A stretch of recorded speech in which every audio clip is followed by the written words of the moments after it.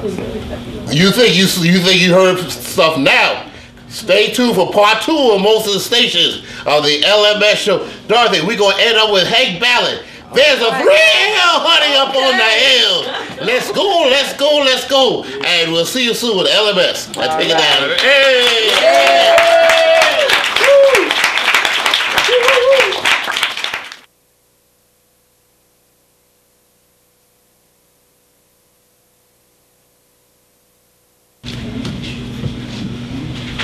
And welcome to the LMS Show. Oh my goodness. We're at Sisters Uptown Bookstore and Cultural Center. Give them a big hand. Kick it off. Johnny Taylor, Father Thomas with Saluni Stack, male and female duels, telling you, keep on loving me and you'll see it. My love for you will still remain the same. Hey, we didn't get this here. There's nothing to remain the same. I would like to welcome, what's the name? My name is Sarita Oglesby. And? Dawn Daniels. Give them a big hand up. This is the book. Home of My Young Sisters. You contribute to this book. Tell us about what happened to you. My story is called I Love You, Do You Love Me, Can We Be Friends? And it is a testimony of my relationship with one of my relationships back when I was 25 years old, and how I met, I guess it was a triumph and failure at the same mark. Essentially, my relationship did not work out, and we were scheduled to be married. So I, definitely had to come to grips with that. And how did I get over that? How did you get over it? Well, one, obviously had to, really come to grips with who I was, one. Two is that I had to really rely on my faith and also, rely on my family and my friends and my immediate network to kind of help me through that and realize that I had a lot to offer. I think that oftentimes we get lost in that because we get lost in the relationships, but I really do think that I had a lot to offer the world and that I was not going to allow someone to take my ability to love away simply because it did not work out. Also, too, when you get into a relationship, I have seen people get rid of their old friends and everybody like that. I don't believe getting rid of everybody who I know. No, you believe? No, why? You have to have a sense of identity about yourself because, again, women specifically get very lost in relationships. It's very easy to do so because, you want the love so much that you can just turn the whole world off. But you can't. You have to kind of have a balance because in order for you to be productive, you can't just cut off everything. So I do think that, you have to have, you maintain who you are. Don't lose sight of who you are in the process. You always stay true to yourself no matter what. Thank you so much. Miss Daniels, how was this book put together? Why was this book necessary? The book is so necessary because there's so many young women out here struggling and thinking they're alone. And Lenny, they're not alone. There's so many women that came before them and paved the ways, but especially for our young women, they need to know that there are women out there that can inspire them, teach them, and they can learn from their experiences. And that's the most important thing. I remember I read the previous book we'll be talking about later on in the program about how they overcame this, right? Absolutely, absolutely. And some people think young people don't have stories to tell, but they have such enriching stories to tell.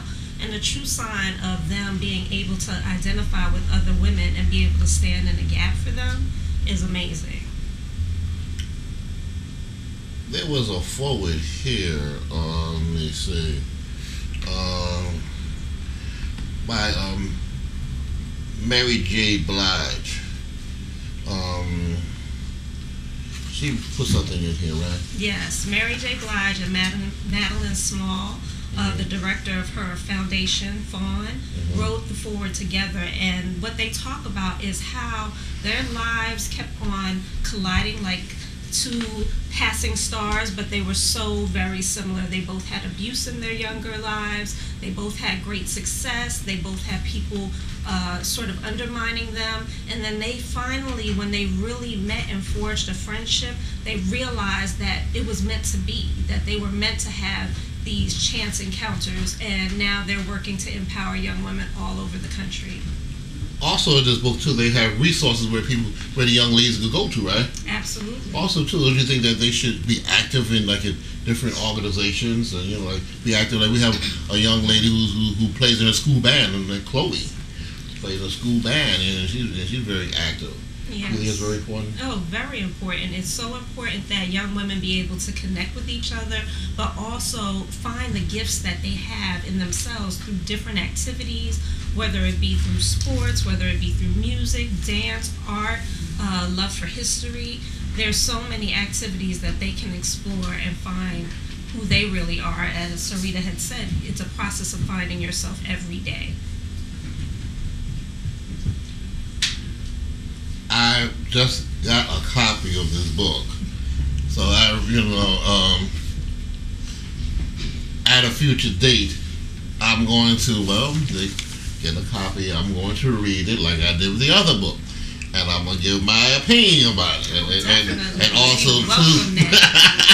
also too, I'll be able to ask more questions about it. Also too, you're celebrating your 10th year since the publication of your very first book, right? You worked with Miss Sandy. Yeah.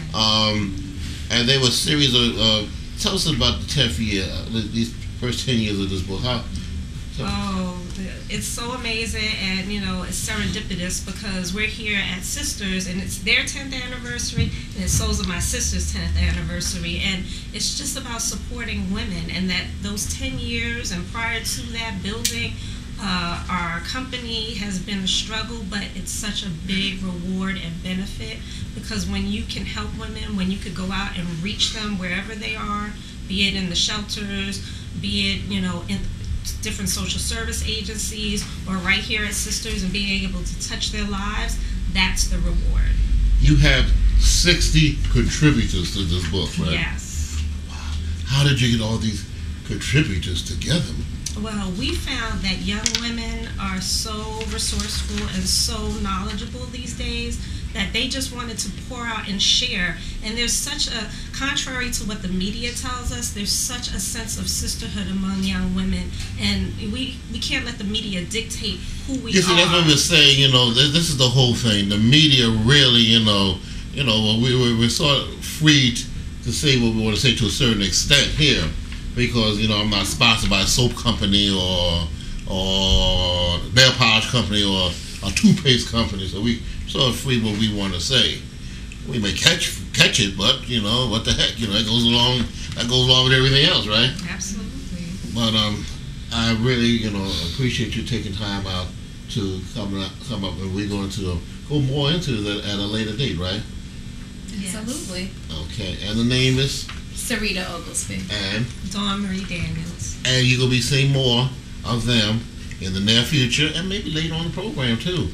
Ladies and gentlemen, this is the LMS Show, and we'll be right back.